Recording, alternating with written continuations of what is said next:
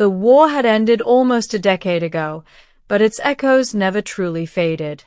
I remembered the chaos, the firestorms of plasma, the screams of soldiers and civilians alike, the sight of planets reduced to jagged rocks and smoldering ruins.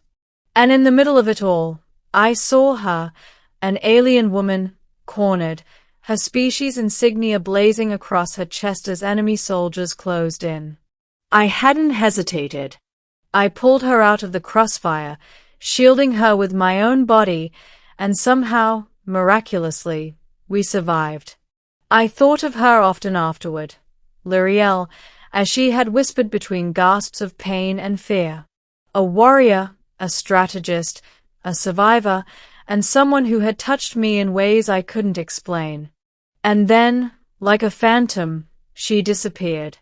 The war ended, and she vanished from my life. Years passed.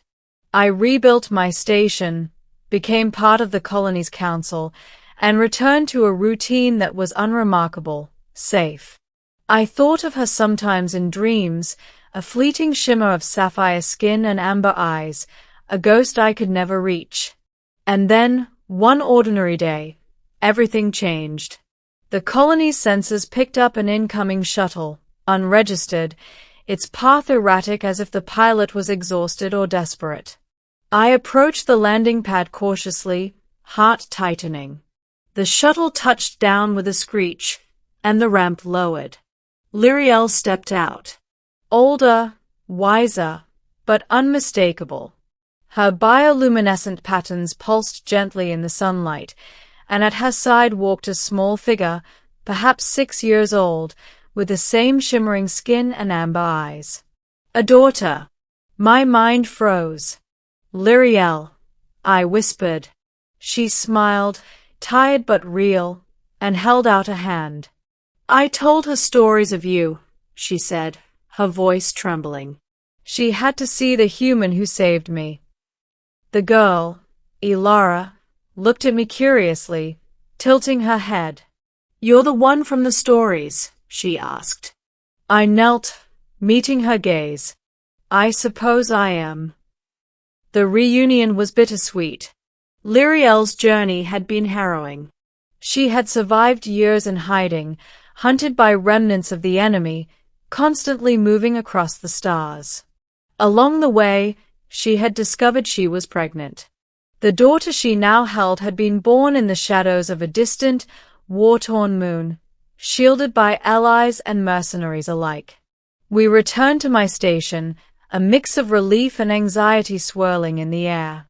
Lyriel was cautious, watching every corner, scanning every sensor. She had been trained for survival, for combat, for betrayal. But she was home now, at least temporarily. Ilara was curious, fearless. She explored the station, fascinated by the gadgets, the books, the strange humans and aliens who lived here. She reminded me of Lyriel, her determination, her courage, but also had a softness that made me ache with the realization of how much time had passed without knowing them. As the days passed, I learned the full story. Lyriel had fought countless battles after I had saved her, leading resistance movements, protecting refugees, and striking blows against warlords and rogue factions. She had become a legend among her people, a symbol of hope and resilience. And through it all, she had raised a child alone, teaching her the skills of survival while protecting her from the horrors Lyriel had endured. One evening, as the sun dipped below the horizon of our sector, Lyriel and I walked along the observation deck. Ilara played nearby, her laughter echoing against the metal walls. You look different, I said softly. Not just older, stronger, more complete. Lyriel's gaze softened. I had to survive, for her, for myself. The universe doesn't give second chances often. I wasn't going to waste this one. I took her hand. I never stopped thinking about you. About us. You've been gone so long, and yet here you are. She smiled faintly. And now you see the consequence of your choice to save me, she said, nodding toward Ilara.